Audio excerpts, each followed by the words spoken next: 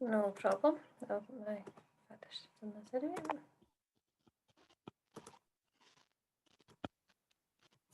All right, everyone see my screen all right? Yep. This gives me a very orange glow in my face with the cover. So first of all, thanks everyone for joining our next and last Talent 4.0 of the year. And in this event, we're going to talk about women in technology. In a few minutes, I'll hand over to Bethany to introduce the event in a bit more detail. But I wanted to start off with a little bit about Talent 4.0 for those of you who aren't familiar, and to share our overall mission. So our objective in Talent 4.0 is to even the playing field and support everyone to achieve their full potential. And we want to do this in a number of ways. Before I go into that, I should have introduced myself. I'm Elizabeth Hollander. I'm the Director of Insight at Agreco and one of the founding members of the Talent 4.0 team, who are a group of kind of industry and collective peers with this mission to be able to improve diversity and inclusion across the technology industry. And so we think there are a number of ways that we can do this to improve diversity and inclusion. And first of all, to be about inclusion. So our aim is to support and promote data and technology talent, regardless of gender, ethnicity, disability, neurodiversity, socioeconomic or cultural background. We want true meritocracy within organisations, where barriers to entry, promotion and success are removed, and true talent rises to the top of a richly diverse workforce. We're all about connection. We have a focus on helping all individuals progress from the classroom to the boardroom, and we have a network in place to be able to make this happen. We do recognise the conscious and subconscious barriers that exist within the modern workplace, and we want to collaborate with individuals and organisations who see the world as we do. And lastly, we're all about progression. We aim to help everyone make the most of their prospects to be the best data and technology practitioners, able to fulfil the most challenging assignments, projects, and roles. So Talent 4.0 is a destination for data, technology and education, thought leadership, leadership development, networking and mentoring opportunities to help everyone to be the best that they can be. And that's really what our mission is all about. And we know that if we do manage to achieve true diversity across workplaces, that we know it will benefit not only the individuals, but the organisations that they work for. We know that diverse teams outperform others by over 30%. And before I hand over to Bethany to talk about what we're the focus for the event today and thinking about reskilling and upskilling women in technology, I wanted just to share a little bit about my own journey through technology and how I've kind of been to where I am now. And I'll start off with a few pictures. So my journey working in data and technology started off as I went to primary school. See a picture of me here on my first day with my big new school bag, and then would carry my paper and pencils into school. And in that first week, the teacher went round the class and said, you know, what everyone's favourite thing about school was, and it was, you know, playtime and lunchtime and gym and playing houses. But genuinely, my 4-year-old self said, I just love to learn. And I won't bore you and subject you with photos through my teenage years, but suffice to say that mantra stayed with me from day one at primary all the way through school. And I kind of struggled to know what to do when I was leaving school. But thanks to the encouragement of family and actually had a fantastic maths teacher, I decided to go to uni and was the first person in my family to do so. So I went to the University of Strathclyde and I studied maths and stats. And this love of learning continued to grow through university. I'm definitely very much a geek at heart. So I studied maths and stats, and I had a really keen interest in statistics where my love really of data and understanding messages and insights from it grew.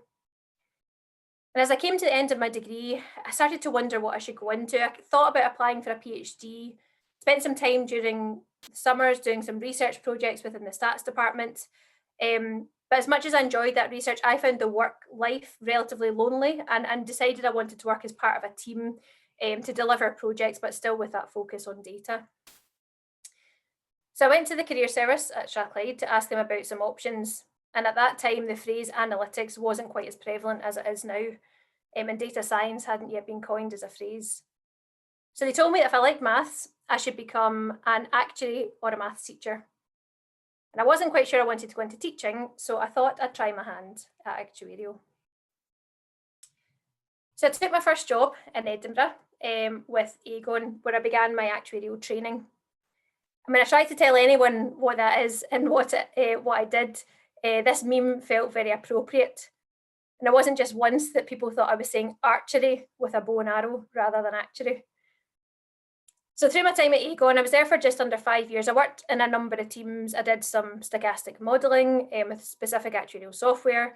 I helped to develop new actuarial products by calculating some of the pricing methodology behind them, and also worked on some strategy projects. So I really enjoyed that kind of variety of work. And when the opportunity came up, I decided to try my hand at consulting. So in 2011, I joined Deloitte as part of their actuarial team. I was involved in a variety of, again, technical and strategic projects, all focused on the insurance industry. And it was about this time, around about 2010-11, that the term analytics really started to grow in popularity. And over the next couple of years, I started to focus on insurance analytics in particular. So I moved away a little bit from those really deep technical actuarial calculations to using data to help insurance companies understand their most profitable products, who their most profitable customers were, and how to best target them. But still didn't help me to explain any better what I did to other people. I was really fortunate in my time in Deloitte that in 2014, I joined their Deloitte's innovation unit for around about 18 months. We had to pitch this idea, this kind of Dragon's Den idea style, to the innovation board to get some funding to create a new product. So with some colleagues in Deloitte, we came up with this concept of VIA, which is about developing a new online platform in graduate recruitment to better match candidates to prospective roles. And the purpose of VIA at the time was to be able to have one application that a graduate would be able to submit to then multiple organisations, helping those groups of organisations to access more diverse talent who otherwise might not have applied to them, and opening up students' eyes to be able to understand what opportunities they might well be eligible for or that they might not have considered before. So my role in VIA was to lead the analytics team, and it was twofold. One, to develop the methodology and technical build of the matching engine. So how do we actually match individuals to roles? And we used AI, machine learning, linked data, etc. to do that. And the second part of it was about producing kind of market-leading insights to these graduate employers using visualization tools, helping them to understand the group of candidates that could potentially apply to them, to benchmark their performance, to see what their diversity looked like, and to extend that kind of reach to a number of different candidates. So this role really was a bit of a stepping stone for me. It gave me a brilliant experience of working in like a startup environment, but also introduced me to a wide range of technologies. And genuinely, before this point in time, I had no idea what an ETL was. So if there are people on this call who are thinking about going into, who are coming from a non-technology background, maybe from an arts background and don't know too much about it, I only in 2014, 6 years ago, learned what an ETL was and actually why we needed a SQL database and why we couldn't just access the data, as it was. And it was because before that point in time, I'd always ever just worked with data. So I'd just been given a big data set, told to work through it, and didn't really have to worry about how we transferred it back and forth. So it really was an excellent learning experience for me and a real baptism of fire into the broader technology landscape beyond data. When VIA ended in 2015, after around 18 months, I went back into our Deloitte consulting team, but went into the technology team rather than actuarial, and focused on public sector work and led our analytics work across the public sector in the UK. So that work was really focused on delivering Deloitte's insight-driven organisation methodology to help public sector organisations to develop a target operating model for analytics and how they can be effective with using data, to make data-driven decisions and consider the strategy, people and process they would need to be able to do that. So I was really fortunate in that role to work across the public sector, manage a range of different projects, from helping to develop strategies, designing operating models and delivering technical solutions. And I've put up here just a number of the organisations that I worked with through that time. And I really loved that role. It was fantastic for those number of years. that I was in it. And that kind of brings me to present day, where in summer of 2018, I started my current role in Agreco. For those of you who aren't familiar, Agreco are the world's leading provider of temporary power, heating and cooling solutions. So we basically design and manufacture big generators.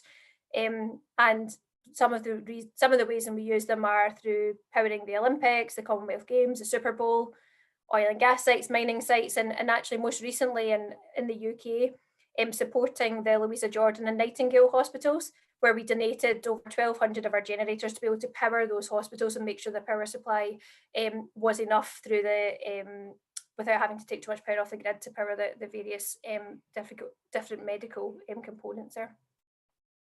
So that's what Agreco do. And in terms of my role, I lead our data engineering, data science, business intelligence, and our applications development teams. So my role now is that I'm responsible for developing and executing our data strategy and leading our transformation across Agreco to really become insight-driven. So we work really collaboratively across our global business to identify opportunities where data might add value and where we can enhance and augment human decision-making through the better and more effective use of data. So I wanted to run through that just at the start.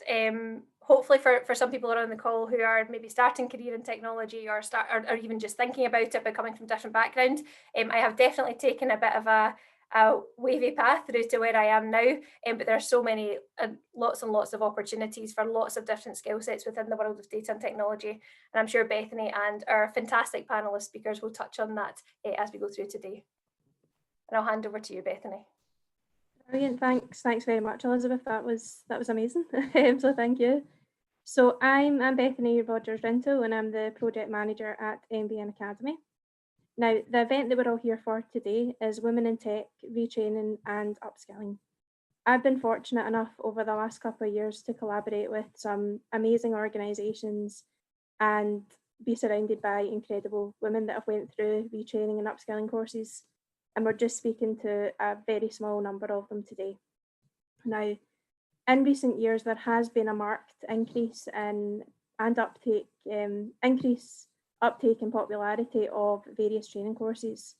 A big number of innovative organisations have been at the forefront of this, particularly in Scotland, and they've really helped to aid and develop the next generation of data savvy professionals.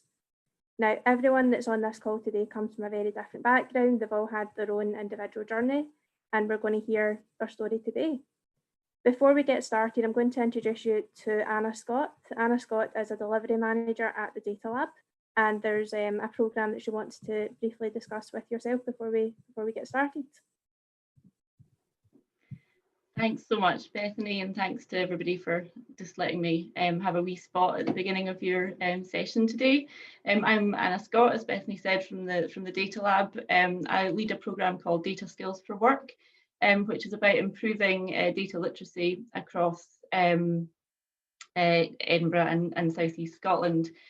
We just thought it was a really good opportunity to let you know about a new funding scheme that we've launched this week, which is for employers looking to upskill or reskill staff that meet our target groups for equalities, which are typically underrepresented in tech roles, and that includes women looking to advance within the workforce or women returning to the workforce.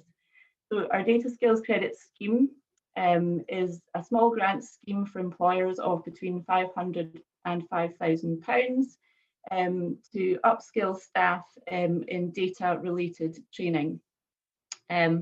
It's funded by Edinburgh and South East Scotland City Region Deal, so it's currently only available to employers operating in Edinburgh and Fife, the Lothians and the Scottish borders. We are hoping that it will be opened out wider than that, but this is where it's available initially. It's a new scheme, so we're running an expression of interest stage first, and the deadline for that is 5 p.m. on next Thursday, the 10th of December. But it's a really easy process to apply. We just need to know how many employees that employers are looking to upskill. If you already have a training provider in mind, then you can let us know who that would be and the type of training that will be delivered. If you don't know who you want to work with yet, then we might be able to help in matching you with an appropriate provider. So that's really all I wanted to say. I can share the link with everybody and happy to answer any questions. But if you are an employee, then let your employer know about this. And if you're an employer, then and you have staff that you think would benefit from upskilling in data-related training, then please let me know. Brilliant, great. Thanks very much for sharing that. And it'd be great if you could pop a link to it in the chat so everyone can investigate a little bit further. So the first marvellous speaker that we've got today is Joanna. I met Joanna a couple of months ago at an Equate Scotland event. She is responsible for creating and managing CareerWise within Equate Scotland. Joanna, I'm sure that you can certainly give a brilliant overview of your experience and exactly what services Equate Scotland can offer. So I'll let you take it away just now.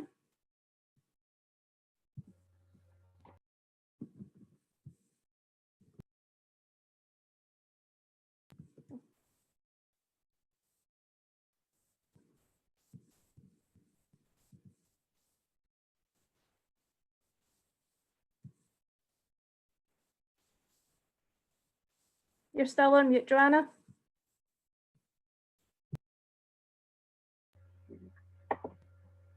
Okay, there we go. Okay, so good afternoon, everyone. My name is Joanna Glenfield. I'm a project officer at Equate Scotland, and I'm delighted to be here this afternoon at the MBN Solutions Talent4Point0 Women in Tech event. Thank you, Bethany, for inviting me along. For those of you who do not know what Equate Scotland is or what we do, Equate Scotland's national expert for anything to do with gender equality in STEM, so science, technology, engineering, maths and built environment fields. For over 10 years, we've been working to increase the participation of women in STEM fields, and we do this by working with academia and industry to help them attract, recruit and retain women in STEM disciplines, and by actively working to change culture within organisations. But we also support the many women studying and working in STEM professions through a range of free services to help them get in, get on, get back and get to the top in STEM. And at the end of my presentation, I will cover the services that Equate provides for women in STEM that you can access. But first of all, I just wanted to talk you through the landscape for women in STEM. So this slide demonstrates the low level of participation of women in STEM from high school into higher education through into working life. Now we've got this leaky pipeline effect where in high school, in school, girls tend to outperform boys, but due to outdated gender stereotypes and unconscious bias, we tend to lose women along the way. So we lose women from high school, we lose them when they get into university, which means we're losing more women in the workplace with STEM skills. Now, in terms of women STEM students, Scottish universities now graduate an increased number of women STEM students. However, overall, only 26% of women STEM students are actually female. Now, why is that an issue? Because 70% of women who graduate with a STEM degree actually leave the sector after they qualify. And that's a huge loss of STEM talent for Scotland. But why is this an issue? Because STEM industries are vital to Scotland's economic success, and the majority of jobs in the future are going to require STEM skills. So by 2030, 42% of the working population will be over the age of 65. Currently, women make up around half of the UK workforce, but are still significantly underrepresented in STEM, where only 24% of the UK STEM workforce is female. And in ICT, the workforce is 23% women, and that's increased from 18% to 23% over a number of years. And a recent report in 2018 by the RSC, tapping all our talents review, and in high school, the number of girls studying tech subjects had actually gone backwards, so it's a real issue. We also have a current STEM skills shortage in the UK. We don't have enough graduates coming through university with the right STEM skills and degrees to fill the jobs now, never mind the jobs for the future. And in order for Scotland to be the best it can be and be the most successful in a global market, we need to make sure we harness all our available talent. So that means opening up STEM industries and looking at ways how we can increase the participation of women in STEM. And just to touch on which was talked about earlier, is why diversity matters. So diversity gives organisations access to a greater range of talent, not just the talent that belongs to a particular worldview. And employers strive for diversity because a diverse and inclusive workforce drives innovation, fosters creativity, and guides good business strategies that appeal to the motivations of all your client or customer base. They recognise that a diverse workforce can differentiate them from their competitors. It can help capture new clients and increase market share, leading to more profits. So there's many business benefits to having a diverse workforce, and diversity signifies any number of characteristics, including gender, race, religion, sexual orientation, gender identity, disability, and age. Now, research makes it increasingly clear that gender diverse companies are more successful and 15% more likely to financially outperform companies that are not. Now, particularly if there's gender diversity in executive teams and leadership roles. On average, companies with the highest number of women directors outperform those with the lowest by 53%.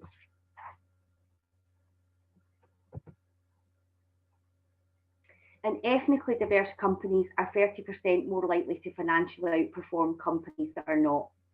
So companies with a diverse workforce, they better understand their customers' needs and expectations, which leads to better decision making, better products and services being designed, which leads to greater employee satisfaction and enables organisations to attract and keep top talent.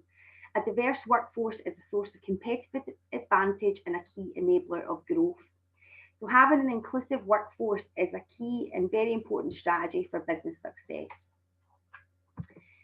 And I just wanted to give you an example of when women are left out of product development. So in 2013, Apple released the Apple Health app. Some of you might have heard about it, which was marketed as an all-inclusive app that could track every aspect of your well-being, cholesterol, mental health, steps, sleeping patterns, etc.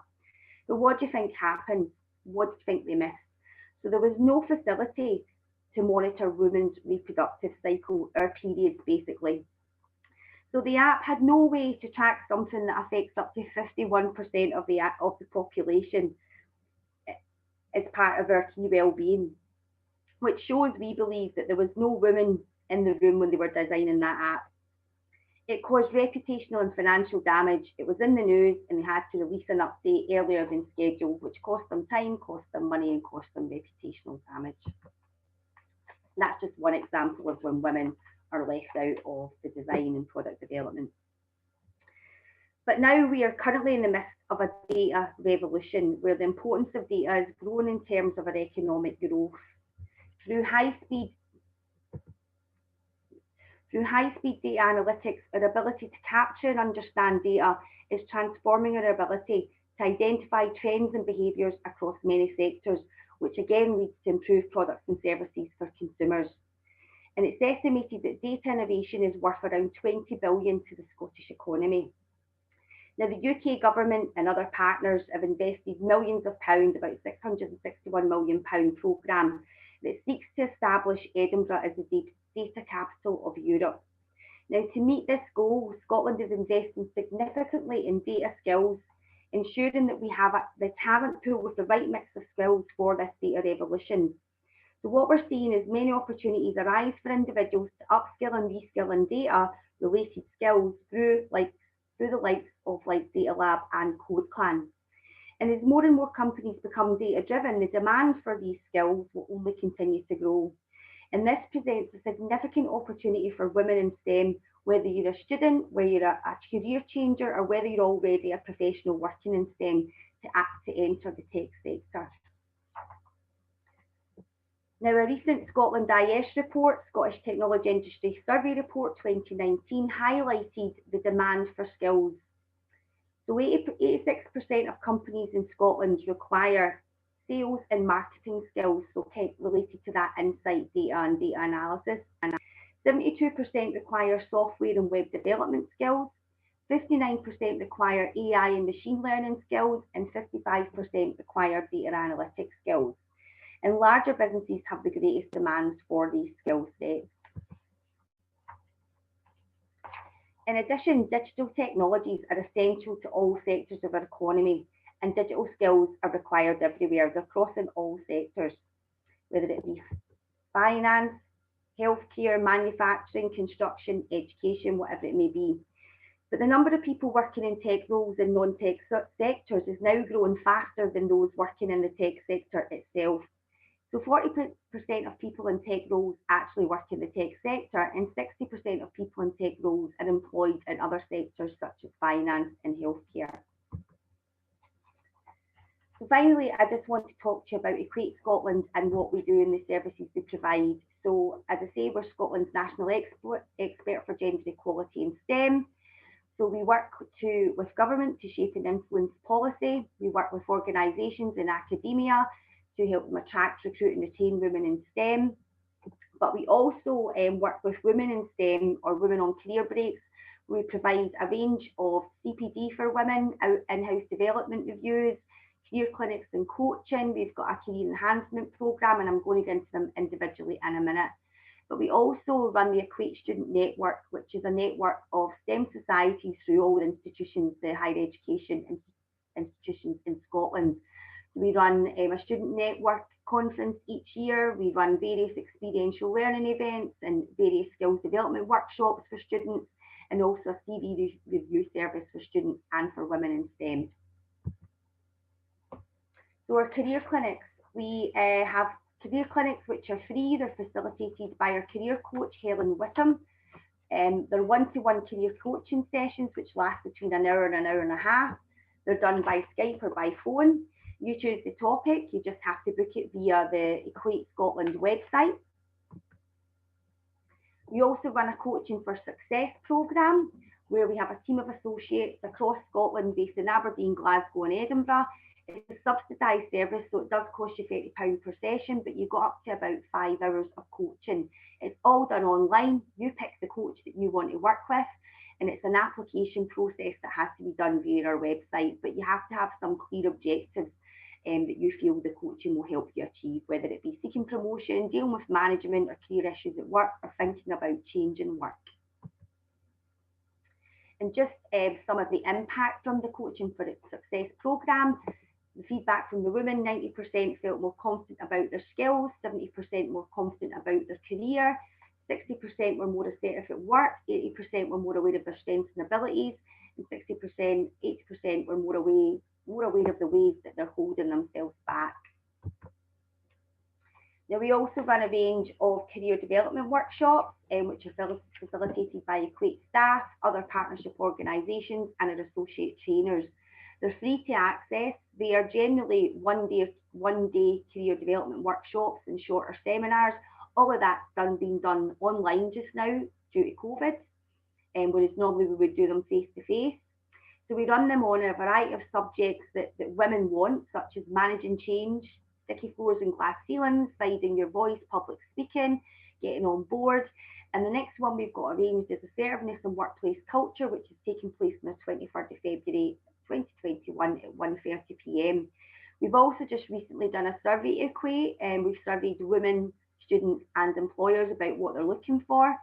And a lot of them are also looking for leadership and mentoring, and these are things that we're going to be implementing in the early 2021. Now, we also run a career enhancement programme that's facilitated by one of our trainers, Mary Kane. Again, it's free to access. It's a three-day career development programme run over 3 months, so it's 1 day per month. It's only run once annually, so it'll be run next year. If you're interested in that, please look out for it. It's very popular. It gives in-depth career development focused on identifying achievements and strengths, building skills for effective communication, unlocking leadership potential, and it is an application process. It's limited places on this annual programme, and we're always inundated. So if that's of interest to you, please book it when you see it advertised. And we also provide the career hubs the Career Hub, which is a jobs board which employers pay to advertise their STEM roles. Now, whether that be professional, graduate, internship or returner roles, we charge employers to advertise on the jobs board, but we target women in STEM on their behalf to ensure that women apply for these jobs. And it's employers that are generally focused on diversity and want to attract women and receive applications from women that they pay to advertise. But as part of the Career Hub, we also offer the CV Hub, which is a CV review service for students and for women. It's simple and easy to use, it's all delivered online, and it provides tailored CV support. It's advice on the content and layout of your CV. It's really easy to use. Again, it's your women's menu on our website. You basically upload your CV and complete your form, and our recruitment coordinator, Aileen O'Hagan, will review your CV and provide feedback to you. It's generally on the layout and content of it. If you're looking for a bit more in-depth careers advice, then you should book a careers clinic. Now, we also do meetups as part of the CV Hub and the Career Hub, which is women-only networking events, which we do lots of networking events for students. These ones are for professionals, but students do attend them as well. And we do it in partnership with different organisations who, again, are keen to bring in women to their organisation, and they want to showcase the opportunities within their organisation. So the next one we've got is the 9th of December next week, which is with Dell Technologies. And Dell have lined up a range of professionals from across their business who are going to talk about their career paths and the opportunities at Dell. And this event's aimed at women who are currently working in tech, returning to tech, or someone who's looking to change their career completely to tech. So that's free again, and that's available on our website under the events page if you want to book it. And I also wanted to tell you about some other opportunities I've been working on. So I've been working on collaborating with the Data Lab and Code Clan, and a few weeks ago we provided a women-only Women in Data Science event. It was a three and a half day online event where women had to apply for a place on this event. The feedback's been absolutely amazing. Stephanie, who you're going to hear with shortly, was one of the trainers from Code Clan who delivered the 2-day Python training, and the feedback has really been absolutely amazing. Bethany also participated on that on the final day, talking about MBM solutions, and we had different career professionals working in data science talking about their career path. It was a really, really great event, and we're hoping we're going to be able to repeat that again next year, at least 2 or 3 times, one of which will hopefully be for neurodiverse women. It will be a shorter version of that course. But we had 60 applicants for that course, and we could only take 20. And we had 18 on the day. So we've got this appetite and demand from women. They want to learn these skills.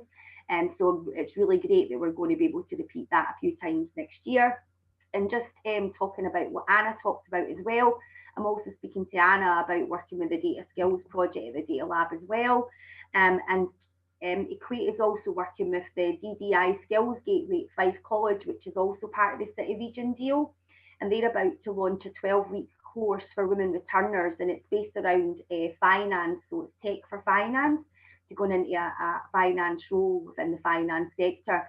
And again, it's for women in Fife, Lothian, in the borders. It's driven by postcode, but that's about to be promoted. So if you're a woman in any of those areas, I think it's a 10 or a 12-week training programme. If you've been out of work for a long time, it's a good way to sort of give yourself a dust off, learn a few new things, and hopefully open up that door into the tech sector for you. So that's us at Equate Scotland. If there's anything that you're interested in, please visit our website. I suggest you join the Equate Scotland newsletter, which is in the top right-hand corner of our website. Keep in touch, and you'll get a monthly newsletter telling you about all the events, all the skills opportunities, experiential learning events, networking opportunities, everything that's free for you to access. To you, then please keep in touch and join the network. And that's me. Thank you very, very much. Thank you. That was brilliant. Thanks very much. Lots of really good advice and some really interesting facts and figures shared there. So thank you. We're now going to move on to our next speaker, which is Eleanor Mitchell. Eleanor, I met Eleanor last year at Strathclyde University, where she was halfway through her master's course in artificial intelligence and its applications. Eleanor also has about 10 years served at Scottish Enterprise and a variety of different senior operation roles within software startups and different tech organisations. So Eleanor, I will let you take it away. That's brilliant. Thanks very much, Bethany. Just let me share my screen.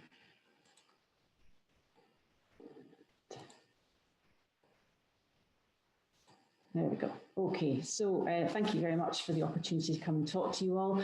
I was delighted to hear Elizabeth's talk earlier on. I wasn't so delighted that she started primary school when I started working, but I guess that just shows the diverse range of women working in the tech area.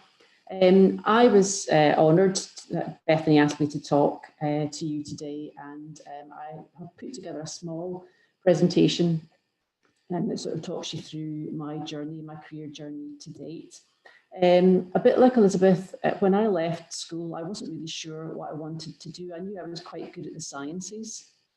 And both my parents were lab technicians, so science was clearly in the family.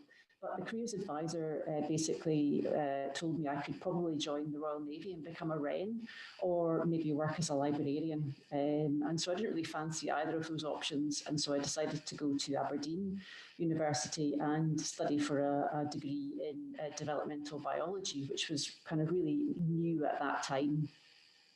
I got to the last year of that and I was really keen on working in the lab. And then in the final year, that kind of enthusiasm waned a little bit as I realised I probably wasn't cut out to work in a lab. So I really had to sit and think about, well, what to do next. And the careers advice at that stage actually was really good. And they said, well, if you don't want to have a hands-on role, why don't you look at the data? And in those days, it was called information science. So have a look at that. And there was a training scheme at that time called a SCONO training scheme. And through that, I went down to London and I worked in the Science Reference Library in London for a year, just to try out what this information science was all about. And I liked it enough that I then went on to study information science at Sheffield University. And I did a master's at Sheffield University, and about 3/4 of the way through that master's, I thought, what is this all about? I'm really not enjoying learning about telecommunication systems and some of this really boring stuff. But what I did really enjoy was working with scientists and helping them to explore and find information to help them do their science projects. So I couldn't really work out what to do with a career at that point. So I was lucky enough, we did have an inspirational lecturer there who offered me a PhD. That PhD was looking at predicting protein folding. And I don't know how many of you have kind of caught up in the news in the last couple of days, but I was kind of delighted to see that there's a new AlphaFold artificial intelligence approach to this that DeepMind have just announced, and wasn't so pleased to hear that they had 50 years worth of struggling. I was one of those people who was struggling trying to get protein folding working 30 years ago. But it was a fantastic experience. I loved working with the academic researchers. I loved learning programming skills. We'd done a little bit of programming at school, but not much. So learning from scratch for Trans 77 in those days. I had to learn about biochemistry, which I didn't know anything about, and X-ray crystallography, which again was very different field for me, but a fantastic experience. And I was lucky enough that when I was my external adjudicator for my Viva liked the work that I'd done and offered me a job at the Cambridge Crystallographic Data Centre. And again, that was a wonderful experience, partly because it was run by this lady that you can see on the right here called Olga Kennard, who is actually still alive at 96 years old. But she was an inspiration. She had started this company up. She'd started up the X-ray crystallography structure database. And she went through Cambridge University at a time when women were not allowed to get degrees, and I'd worked at the Cavendish lab in Cambridge. And although she had her quirks and there were times when she was infuriating, she was an inspirational person to work for. So I worked there as a customer support scientist. I got to try using silicon graphics machines and Apple Macintosh machines, which were fairly new in those days. I got to do lots of work with small molecule crystal structures, drug-protein interactions, but I got to travel a lot as well. We had a lot of customers in the States, in Europe. So I got a lot of travelling done then, which was very new. I'd only been on a plane once before I took this job. So this was an absolutely fantastic experience. So loved the time there.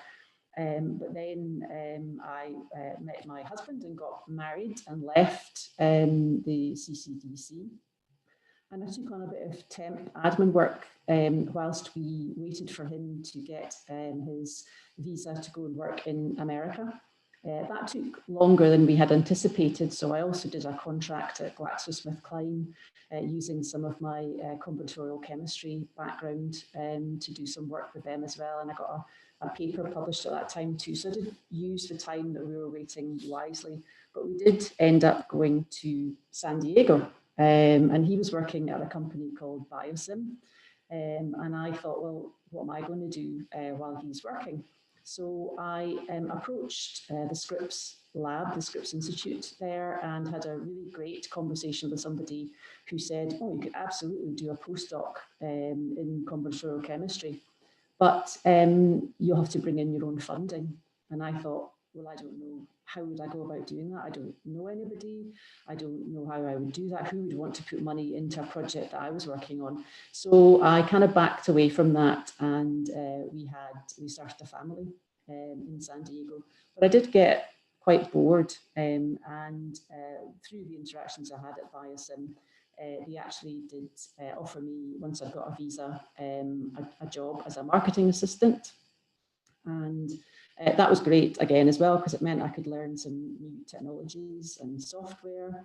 It came with the slight challenge of I was a sort of marketing technical support person, and working with salespeople, for those of you who have had roles like that, can at times be challenging because they promise that the software can do things that actually the software can't do.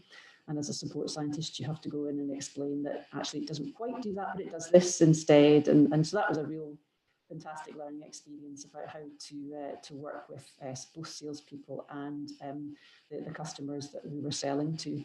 Biosim was bought by a company called Corning, and we exited at that point. Then we took up a role with a company called Oxford Molecular, which my husband had worked for in Oxford before we moved to the States. But we worked on the acquisitions that Oxford Molecular made in the States.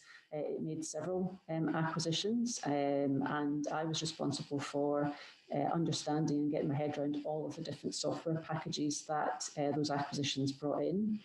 We were juggling a very young baby at that time, and I was doing lots of support calls and traveling a lot, and my husband was having to do a lot of work as well. And that was a bit of a challenging time too. There was one memorable moment where we were meant to be swapping the baby over in an airport, and unfortunately I got fog bound. So my husband had to take the baby all the way to New York with him from San Diego. And while he was in New York, he had to fire a whole load of people. The baby slept in the corner of the room all the way through, and then woke up right at the very end. So that was a really challenging time for both of us, really. We then moved back to Oxford in England, and I was offered the job of European Customer Support Manager, working for a really great sales director. I was responsible for managing a remote team. Oxford Molecular was still acquiring companies all over the world. And that was a really exciting time as well. I also got to build a CRM system from scratch because we didn't have one, and I suppose we were maybe a little bit cheap to buy any that were around. So I got to build a CRM system, which was great fun. Really enjoyed doing that. But Oxford Molecular had a bit of a checkered history. It had a really interesting chief executive officer. And things started to get a bit ropey.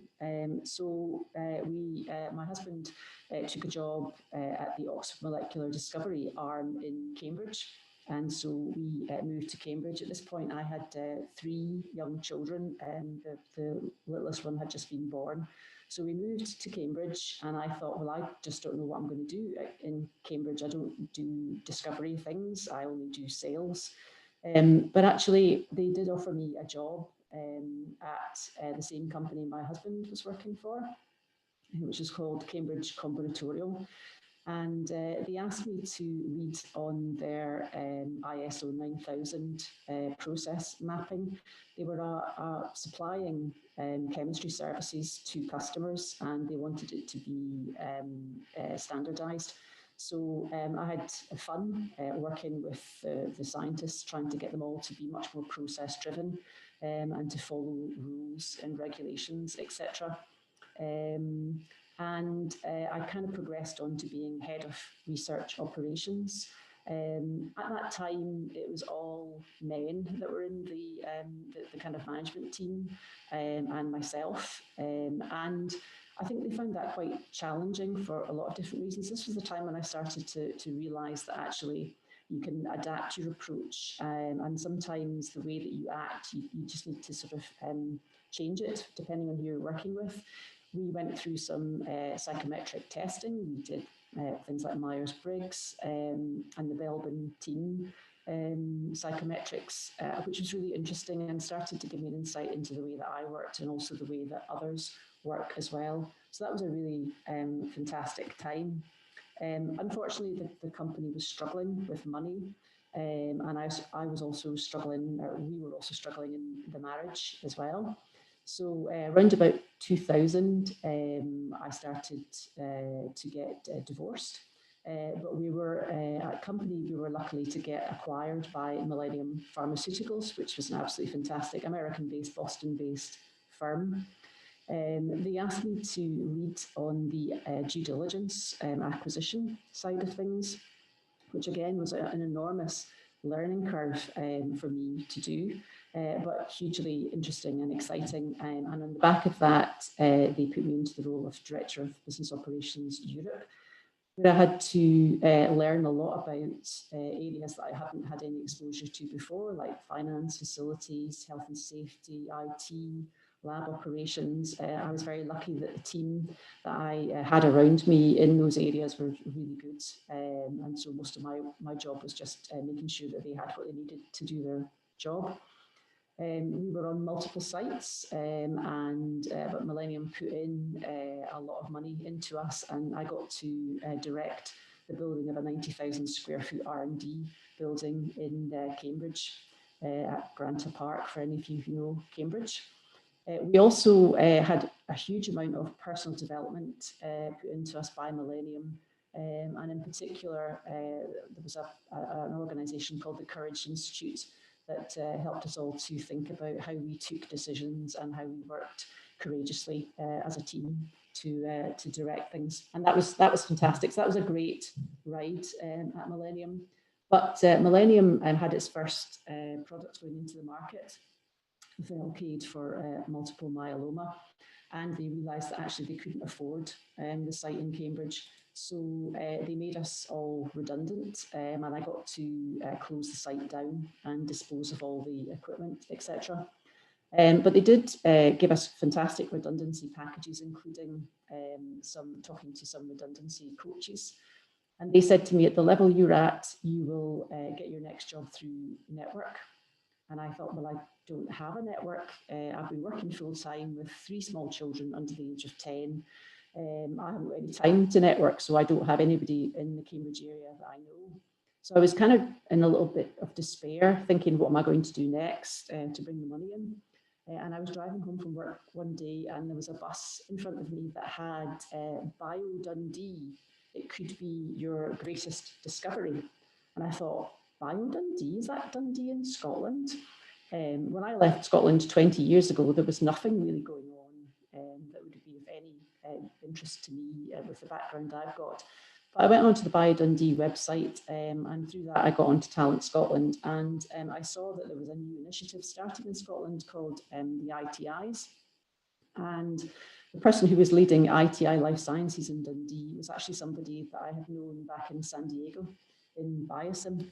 So I phoned him up, we had a coffee in Starbucks. He heard a little bit more about what I've been doing since I'd worked in San Diego, and he offered me a job up in Dundee as the R&D Programme Director for ITI Life Sciences.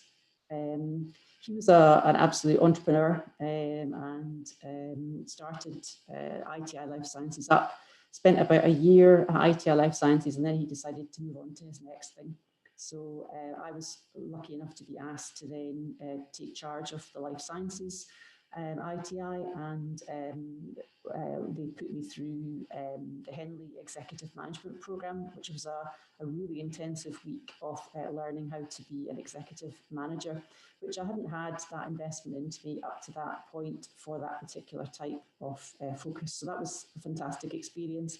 We were on the course with police hostage negotiators and construction engineers, and it was really a great time.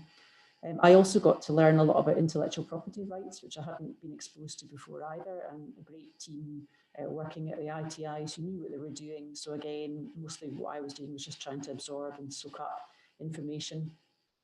So I spent about 5 years at the ITI, but after that we were taken back into Scottish Enterprise, and as Bethany said at the start, I spent about 10 years at Scottish Enterprise, really focusing on commercialisation of university technology and entrepreneurship, so supporting entrepreneurs. Again, a fantastic team working for me, full of ideas, and all I really had to do was support them in finding the funding to enable them to try these ideas out. I got to go on the MIT Entrepreneurship Development Programme, led by this gentleman here in the red shirt, Bill Ollett. And through that, I realised that in Scotland we really need much more market analysis, much more market focus in our spin-outs. And we need all of our early stage companies really supported to focus on scaling up, not just starting up. So I think that was fantastic. You see a few companies there on the right that we worked with, and a couple of initiatives that we helped to start down at the bottom there. Laterally, I got really interested in diversity on boards, looking at a lot of the public sector and private sector companies we worked with, recognising that they were not diverse at all, either in gender or any other way, and trying to influence how do we get more diversity on those boards. So I got to the point with Scottish Enterprise where the focus was going off a little bit from entrepreneurship, and I was really quite passionate about carrying on with that. So I took a voluntary severance package, and then I kind of thought about what to do next. And I was really inspired by these three ladies that you can see here. So Gillian Docherty, I've been working with the innovation centres in my SE role, and Gillian obviously is an inspiration to us all. And she really made me think about going back into data and information again. You'll see Rachel Jones here in the colourful coat. Rachel was supported to go on MIT EDP. She is a very self-effacing entrepreneur, but absolutely brilliant, chock full of ideas, and really able to convert those ideas through into companies. And Elizabeth Fairley there on the right as well, who I'd worked with back in the ITI days, and helped her to think through some career options when she was going through some real struggles. And she has really gone from strength to strength as well. So really inspired by those three ladies there, I decided to do a master's in artificial intelligence and applications, which I just finished. What I learned was that, my goodness, coding's changed a lot. Python is very different to Fortran 77. My maths and statistics are very rusty. I'm not sure I would be confident in relying on them at all.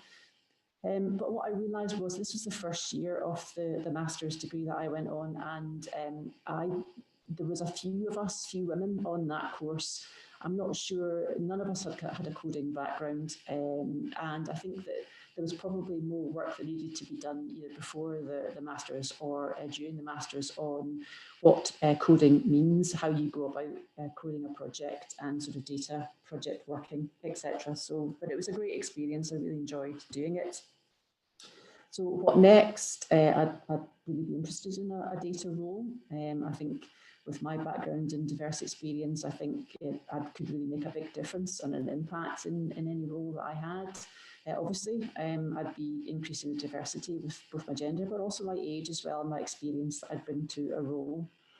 What I've been finding, though, in talking to my colleagues, my other fellow students, is that it's really challenging getting a job. at the moment, and COVID hasn't helped, but there's very few junior data positions around, and it's quite difficult to learn in a new job remotely. But there are a few that are getting jobs now, which I think is great. I've got a non-exec position at the moment in a company called Equate, which is a biotech company looking at a sort of circular economy approach to packaging solutions. And I really do excited about the idea of being involved in a startup. So there's a few of us that are talking about some ideas that we've got for that as well. So my final bit really is about what I have learned generally and about myself. So hopefully you've picked up through the talk that I've given that self-confidence and self-belief, I believe, well, certainly it's been challenging for me. And a lot of the women that I have worked with and talked to, that is a real challenge. So others quite often see in you what you don't see in yourself. So really, if you can do things like the Equate courses that Joanna was talking about earlier, that really helps you understand your skills and experience and build up your own self-confidence and self-belief, that is a hugely important thing. Resilience and perseverance are key to dealing with some of the knocks that certainly I've had to deal with, and I think everybody deals with along the way. And I think that will hold you in good stead if you can build up your reserves of resilience and perseverance. So thank you very much for your time. Hopefully you found that interesting. There were maybe some things that resonated with you, but delighted to have any questions at the end. Thank you very much. Brilliant, Eleanor. That was fantastic. Thanks very much for sharing that. Just a wee reminder to everyone, we've got the questions and answer box at the bottom. So if you do have any questions, can you please put them in there, and we'll look back to them at the end. I'm sure the talks are very, very interesting. So I'm sure you've got a few things. We're now going to move on to our final speaker of the day, Stephanie. So Steph is a senior instructor at Coquan, where she teaches boot camps to individuals that are retraining and quite often starting off their career within tech. So Stephanie, I'll pass it over to you. Yes. Right, wait, I'm just going to share my screen. Everyone see that okay? Brilliant. No. Right, so Bethany asked me to do this because me and Bethany worked quite closely together this year because I work at CodeClan. I teach the data analysis course there, and Bethany's been a mentor at CodeClan. So I'm going to move it on. Hold on. Yeah, my story is a little bit different, I suppose, than anyone else that talked, because I hated school. I hate science still, probably, because I'm bad at it. I find it very difficult. I don't like maths. I find it impossible. And I just fundamentally don't understand it without huge volumes of effort on my part. So I was not, I hated school. I grew up in Glasgow and it was just a free-for-all and hated it. So my journey is a little bit different. I know it looks at this point that it's not, but it is. So when I left school, I was 16 when I managed to escape. And I decided I was never going to learn anything ever again in my life because it was so difficult and I just didn't like it. So I took a long time off and I just worked different jobs. I worked in a hairdresser's, I worked in the Gap. That was really fun when the Gap was a thing. And then when I turned 18, I started working in bars. And then I worked in music venues as a bartender. It was great fun. I then decided I still was not ready to learn anything else. So I went away for a couple of years traveling and I just worked in bars and nightclubs and things around the world. I lived in Australia for a while. And that was my life plan. My life plan was I was going to spend my days on the beach, working nights in nightclubs. And that was me. I was happy. And it was good. I did that until I was 21. So I was doing that for about 5 years, to be honest. And then I started to realize that you have to work incredibly hard for very little money when you're working in nightclubs and bars. And I was getting a bit tired of it. So I wondered what I was going to do. And my visa was running out for Australia and I had to come back anyway. And I came back to Scotland, mostly because uni was free and it wasn't anywhere else. And this seems like a big jump, and I guess it kind of is. So I came back and I had left school with no science hires. I didn't do standard grades. My school didn't do them. So I had no science standard grades. I don't even have standard grade maths. It's why I'm actually not qualified to be a primary school teacher, because I don't have that. And so I remember phoning up the uni. I phoned up Glasgow Uni because I'm from Glasgow and I couldn't be bothered moving anywhere. And it was like a clearing process. And I said to them, oh, I want to do psychology. And the reason I had picked psychology is because you could get a visa for Australia if you had a psychology degree. And I wanted to go back and live my life on the beach. So that's why I picked it. I didn't really care what I was doing, to be honest. And they said to me, oh, you can only do this in the science department because there's no space in the arts department. And I was like, oh, okay. Well, obviously I can't. I have no science hires. But they said, oh, you did geography. That's a science hire. And all my other subjects had been arts and I'd done really well in them. So they said, right, well, if you come in and you start this degree, you're going to have to do a science fundamentals thing in your first year, which was maths, physics, chemistry, what's the other one? Statistics and biology. And so I had to do that. I said, fine, whatever. I did it purely with the intention that I wanted to not work in science. I just wanted the degree. And then as part of that, I lasted about 2 years. And then there was a chance to go away abroad and do part of my degree there. And so you just applied for it. And you could see if you got in. And I think not that many people applied, but it was also kind of based on your first year grades. And because I was 22 at this point, I'd kind of grown out the partying stage. So I was doing okay in the grade wise. So I got in and I got a chance to go away, and I went away to America for a year to study, which was really fun. And then I came back and I was finishing it. And I'd been doing, psychology is a degree that people don't seem to think is data heavy, but actually it's just involving collecting loads of data on human beings and then having to like make sense of it. So it is actually data science. You know, you design the experiments, you go and collect the data, you come back, you analyze it, you write up the reports. So I'd been doing that and I was getting to the end of it and I didn't know what to do. I had absolutely no idea what I was going to do at all. And I think I can't remember, someone at the uni had said to me, it was like a careers event, and they said, oh, you can apply for funding to do a PhD. And I was one of these people, I mean, none of my family have done it or anything. And I genuinely, when someone said this to me, they said, have you thought about this? And I said, well, I don't know what a PhD is. What is this? And someone sort of sold it to me as, well, you can just stay in uni for 4 more years. And I was like, that sounds fine. I don't want a proper job. You know, at the time I was like in the student mindset where I was working part-time to support myself, but I was having my days to study. And I said to myself, right, I'll apply, and if I get it, then I will do it. And if I don't get it, I'll figure something else out. There's a theme to my life. And it's usually, if I'll try it, if it doesn't work, I'll do something else. And I ended up getting the funding.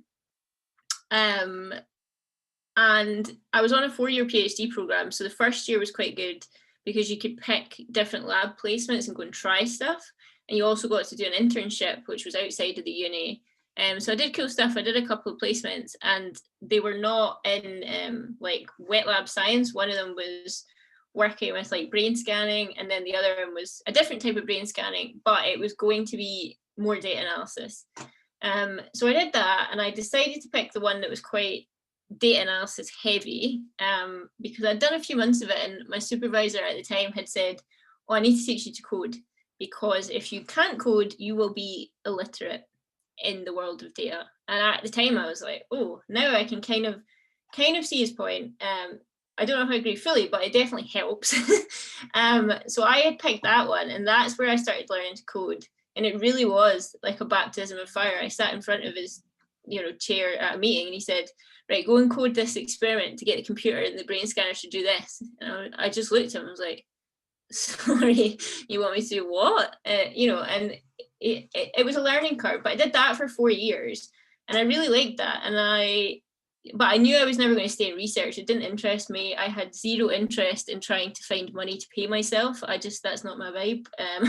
I didn't care enough to have good ideas. Like the people that do really well in science and academia are the people that care to have like their own ideas. I just liked doing things that I thought were interesting. So I knew I was never going to stay. So I had that mindset. And while I was doing the PhD, I taught a lot to make up extra money.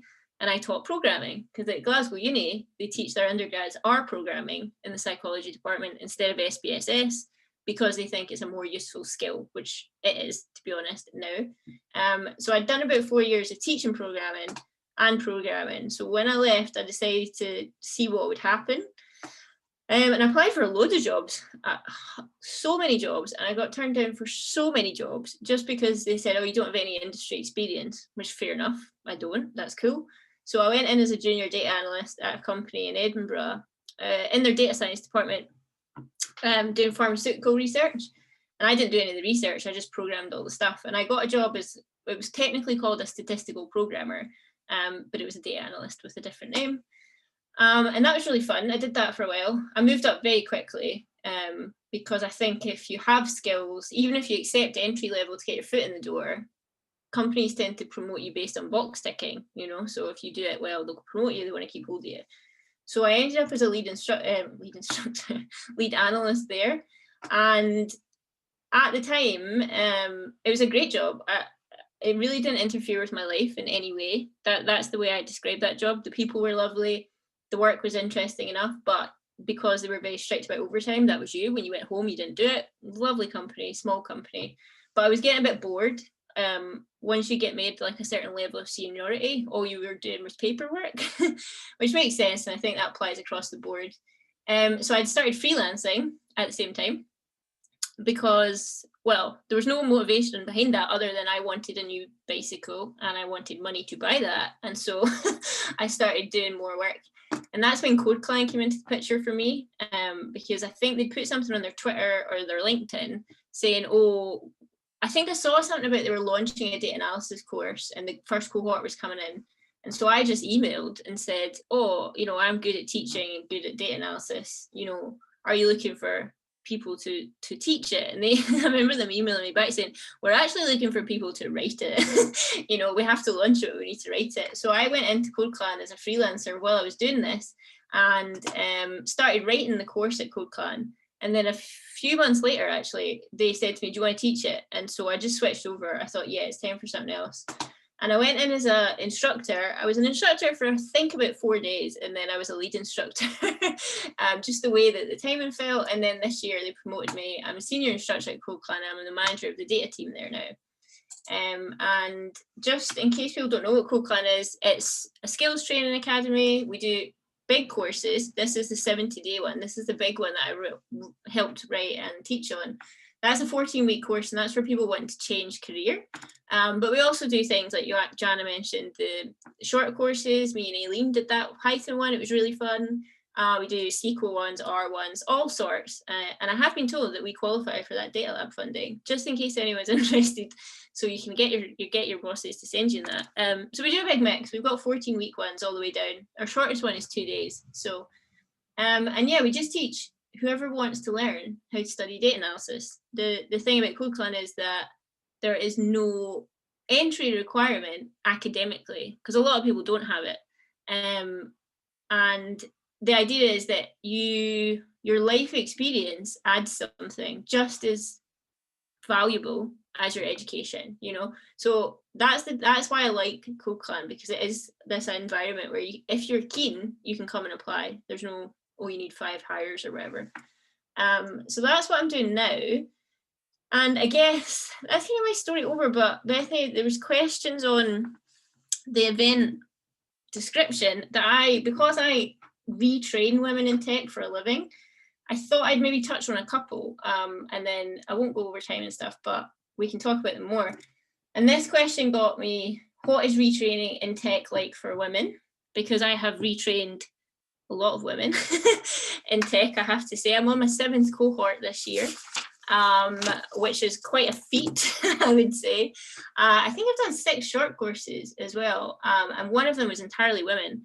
And I guess there's 2 parts to this. Like, for me as a person who retrains women, I think it would not be genuine of me to stand up and say, it's super inclusive and there's no there's no problems. That's not me saying Code Clan is not good, right? But Code Clan, for example, has 9 female instructors and 20 male instructors.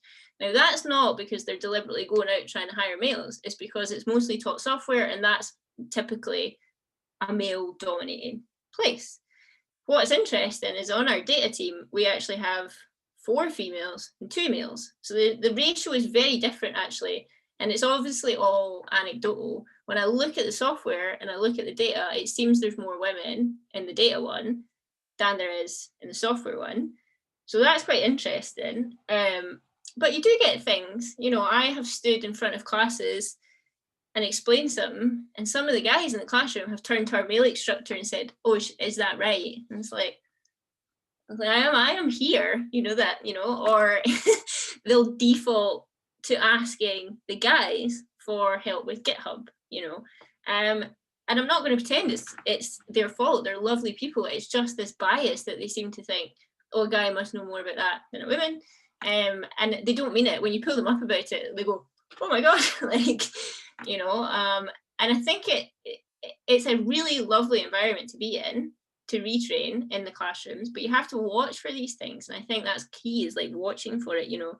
The guy I teach with will deliberately turn around and say, oh, Steph's just explained that to you. Do you need to ask me a question that's about like what I do, or is it like general? You know, so there's that atmosphere of everyone supports each other, which I love about Code Clan. And then from the student perspective, I can't speak for them, but I feel like I haven't seen a huge difference. We do get less women signing up for our courses. I taught a cohort of 15 and there was only 1 woman in it.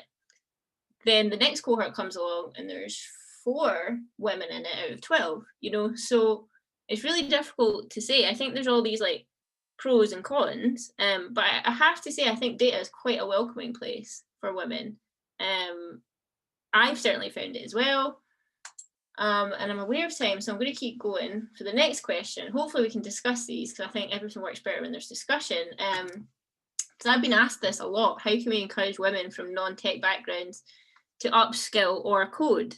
And that's a hard one, because I actually don't think a lot of the blockers for women is that they think they can't do it. I think a lot of the things that I hear from women is like, oh, I'd love to do that course, but I can't because it's full-time and I have to pick up the kids. Or I'd want to do that course and I can't because I've got to do this. You know, it's always something that seems not their ability or their motivation, it's just a blocker that seems to exist for a lot of people. So when I talk about stuff like this, I think how we can encourage it is do these events like Equate we're doing, where it's just women, because honestly, some women, and I get it, like being in a classroom full of women instead of men. You know, I have to say, when I taught that Equate course, it felt different being in a room. I've never taught 20 women programming before. I've never had that. And it did feel different, not in a bad way or a good way, just different. So I appreciate that. So I think having those opportunities is invaluable. And also just telling them they can do it. I do loads of free like live coding things at Code Clan, and women come along and see, oh, actually I can do that. And they sign up. Like we've had one person that was on that 2-day Python Equate course. She finished it that day and signed up for our big course the day after. You know, she was like, that's me. I know I can do it because I've done it in 2 days. I've seen I'm more than capable. So for me, it's about providing people opportunities. And that's what we try and do. I'd like to do that. Code Clan's starting to launch like part-time options. We're putting out surveys because I think that is a consistent thing I hear from women. So for me, that would probably be that, but it'd be cool to hear other people's thoughts. And then I thought I'd just end, because that was one of the questions on the event thing. What opportunities await at the end? I think you can do anything. I think the best thing about data is that you can do anything you like. You know, retail has data, same as finance has data, and energy has data.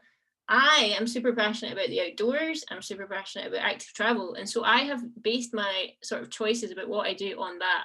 You know, I do an internship right now with a place called Paths for All. It's a charity that gets people walking. I love that. That's fun. But my background is in health science, but it doesn't matter because I'm just reading sheets in, writing some code and producing output, you know. So I actually think there's so many opportunities for people. It's just getting them the opportunity they need is for me what I think the key thing is. And I think I'll shut up because I'm aware of the time, but I've put my email there and my Twitter, so you can message me if you're interested in anything. And yeah, I think that's me, to be honest. Oh, that was brilliant, Steph. Thank you very much. Very, very interesting. I need to pull you up about your comment about Glasgow later on, though. Get around to that. Because I am Glaswegian, so I can say that. Perfect. No, that sounds brilliant. Okay, so can I ask all the panelists to jump back on, please? So I can see everyone again. That's great. So we've got a few questions raised through that we're going to cover just now. I've just realised I can't see my screen if I do that. So first of all, the first question is from Rob. It'd be useful to get everyone's opinion on this. There appear to be two underlying or fundamental challenges here. Number one, aligning high-achieving female school students to STEM-related disciplines at higher and advanced higher levels. And number two, ensuring that those students see tech or data as normal career choices in the way that they clearly don't at the moment. What factors are responsible for the shortfall, and more importantly, what can be done to remedy this? So I'm going to ask Joanna that one. What's your thoughts on that coming from your background? Okay, so yeah, I read a question earlier and had a think. So there's a number of things for me. A while ago, some events a couple of years ago on the gender technology gap in Scotland, and they had lots of presenters, and there was teaching schools and talked about what they were doing. And there was a particular high school called St Kentigern's Academy in West Lothian, and they had a real high level of girls taking the tech subjects in that high school. So people were really interested to hear what the teachers were doing. What I remember from that was, and it was about relating the tech that they're being taught to real life situations. And in that school, they were using robotics and making it really interesting and exciting for the students. So they seemed to quite like it, and they done quite well. Those tackling the technology gender gap reports, their guides have been created. There's numerous ones, and I'm sure they're for download on Equate's website resources or Scotland IS or SDS. So you should definitely go look at them. I also think the women only classes thing that Stephanie touched on. Women do thrive when it is women only, and even with the women in data science feedback that we done with Code Clan in the data lab, it was all about having the confidence to be able to ask questions. And when they're in a classroom full of boys, they tend to go spoken over, overlooked, all that kind of thing. So sometimes it could be about the school setting aside, you know, a girls only class for computing and tech subjects. I think it's also about, you know, the jobs of the future don't even exist right now. We don't know what they're going to be. And it's about relating what the jobs are, what the opportunities are going to be in the future, and what that means, and making it exciting, making it, you know, about real life for the children. And I think that applies to women as well, women professional students, career changers, and the different career paths in the sectors and the industries that use data science. You might not think you're a tech person or a coder, but if you love health, then you can use data in health. If you love construction, you can use it in construction. It's been used everywhere. So for me, I think there's numerous things. I also believe that a lot of teachers go straight from university into teaching, and this is one of the things that I think at Equate I would like to see as well, is the teachers have never had any industry experience working in tech roles, working with data, and it's about bringing those teachers into companies and giving them experience to take that back to the classroom again, these real life working, you know, examples of how this is exercised, what's exciting about it. And I think that's what's really going to bring the kids in. I've got two young kids, an 8-year-old and a 5-year-old. They've never got tablets out their hands. Graphic design and things. She's amazing. She's only 8 and she teaches herself. So it's finding what they want to do, and it might not be all the math stuff, but it might be the creative side to that. So maybe that's the area that we focus on, kids. Absolutely, that's brilliant. I think that touches on a lot of what Stephanie was saying earlier on as well. I was going to say, I've seen Joe's comment. So Joe was one of the people that hired me. Yeah, so I totally think that as well. And I do a lot of stuff with school kids, and I actually think like data is not a subject, right, at school. Data is in everything, and it's not, if you say to someone, do you want a career in data? They go, oh, I didn't learn that at school, what's that? And it's like, well, you can do whatever you want. Like I went to art school for 2 years and then bummed about on a beach for 4 years. You know, I'm not mathsy, I'm creative, and it's that idea of trying to teach people that it's a thing. And I think the thing that Joe's talking about, the MPA in data science, is going to have a big effect on that, because it's going to bring it into the forefront and say it's not one thing, it's all the stuff you're doing, and you can be interested in anything and make a career in tech and data, because tech and data are not subjects, they're taught, right? Mm-hmm. You know, that's what I think. No, that's brilliant. There's another question by Damien in the chat I'm going to pick up on here that I think is quite interesting to address.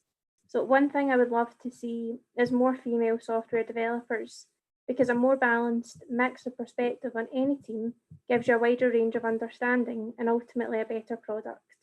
What can I, as a male hiring manager, do to encourage women to take the journey into STEM? Be good to put that out to Eleanor. What's your thoughts on that? So I think that's a challenging one, based on the experience, the recent experience that I've had. I mean, obviously, Stephanie's got a lot more experience of wider groups of individuals, and I'm only really commenting on the few women that were in the course with me. So the challenge is making women believe that it's something they can do. I think that's the biggest challenge as a hiring manager. Writing your adverts, your information in such a way that women from whatever background they come from see something that hooks them, that gets them interested in maybe applying for that role in the first place, and being as kind of inclusive as possible about the backgrounds that you're looking for. So often you see, and I've had some of my fellow students talk about, there's no entry-level jobs. Everybody's looking for 2 to 3 years experience of software X or platform Y or that kind of thing. And I'm sure that people aren't doing that deliberately. But if you can take away some of that kind of reliance on you have to have an experience and a background before you can even start to apply for this, and make it as generic as possible and as inclusive as possible, then I think you'll open up your pool of responders. And then obviously, you then have to have a recruitment methodology that helps you look for the real key skills that software engineers need.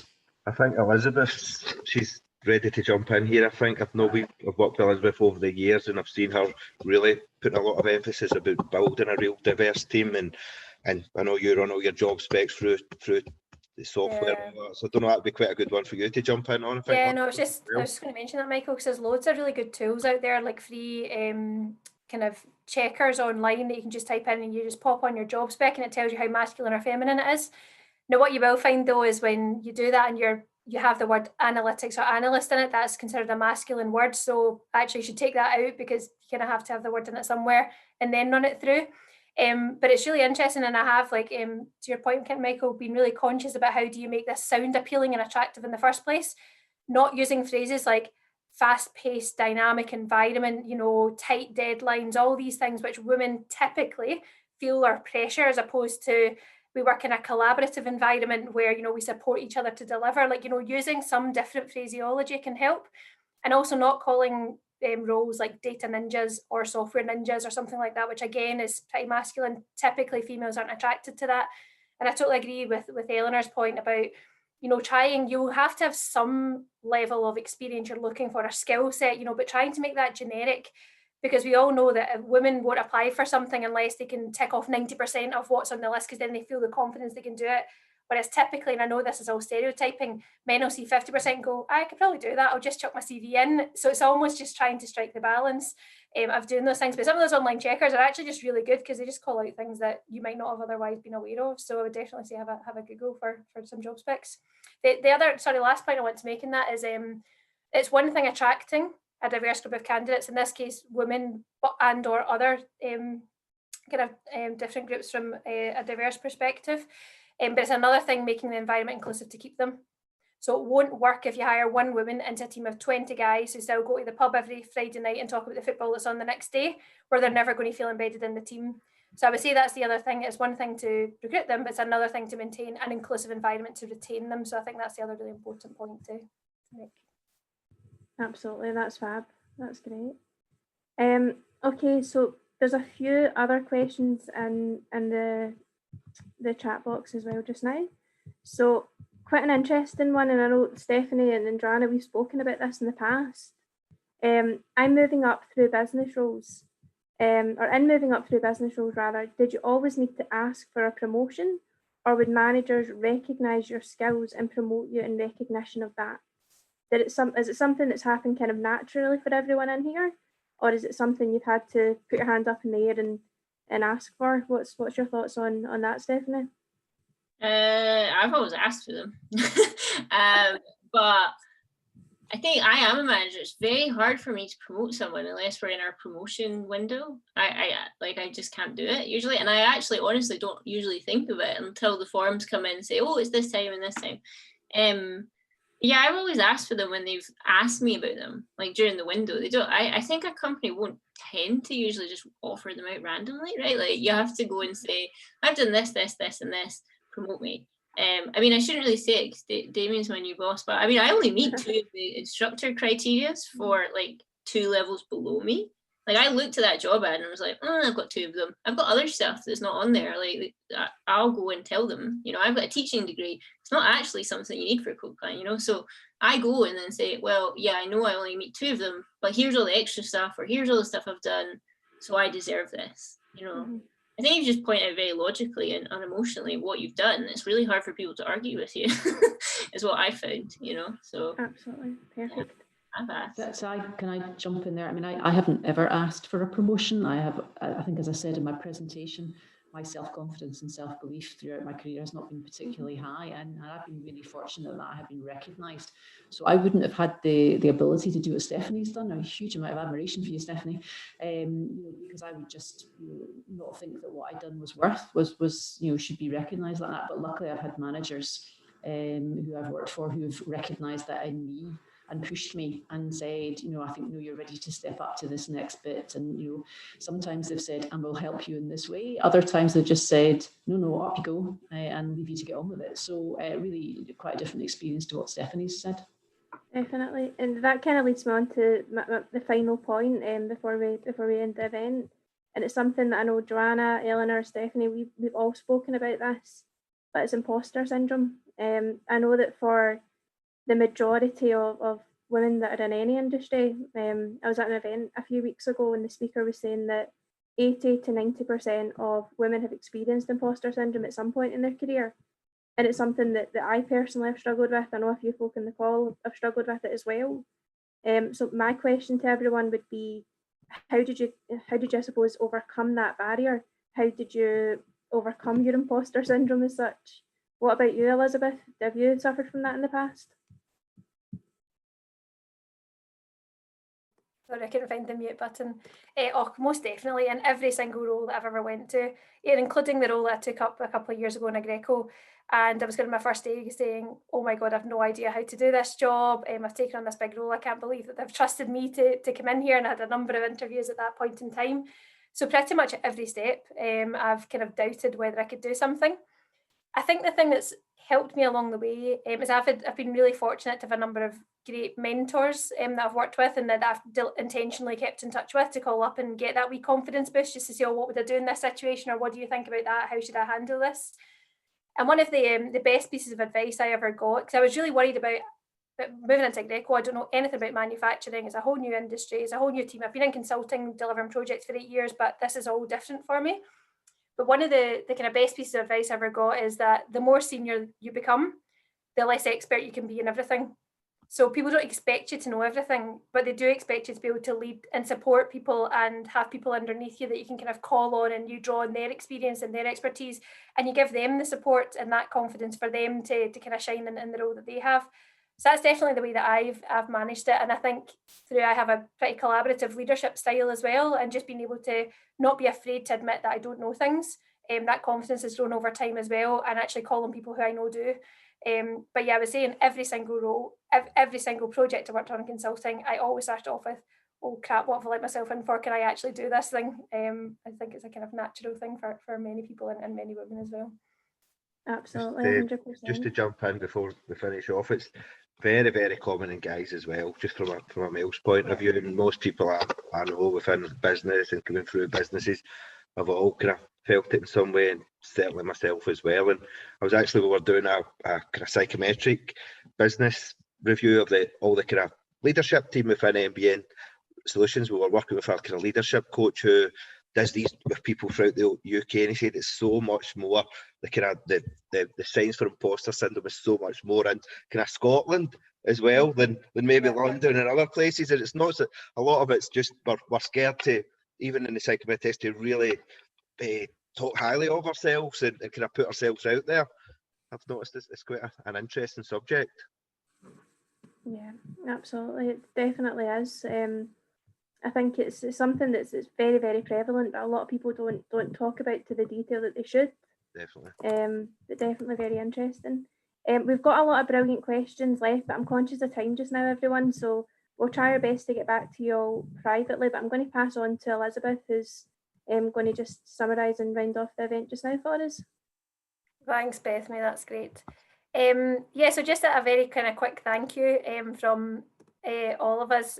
First of all, a thanks to all of the panelists. I thought all of the stories were brilliant. Joanna, the stats you had at the start, plus the opportunities that are there for people to be able to help even that playing field, and for women to come into roles in technology, I thought were brilliant, and loads of good workshops and things that people can go to if they're interested. Eleanor, it was great to hear your story. Just a variety of roles that you've had across the years and a variety of locations. It was amazing to hear that, and how you've kind of navigated your way through into now working more closely in data through your MSc. And then Steph, I think a brilliant story from you as well. Just in that, again, a different path that you've taken to come to working in the same kind of industry, using a variety of life skills. And I hope that everyone listening to these stories just shows you there is no one path, there's no one right way to do it. There's opportunity really for whatever kind of skill set that you have, as long as you have the interest in working in that kind of industry and the roles that you see. So a very big thank you to all of the panelists, to everyone who has joined from us at Talent4.0. We're looking to run some events into next year as well. I've popped up here our email address, so if you'd like to collaborate with us, if you've got some ideas for any new events that we should be running, any other partners that we should work with, please do drop us a note. We're really, really interested, as I say, in that connection, inclusion and progression for all across the data and tech industry. So thanks very much all again, and hopefully see you at another event soon.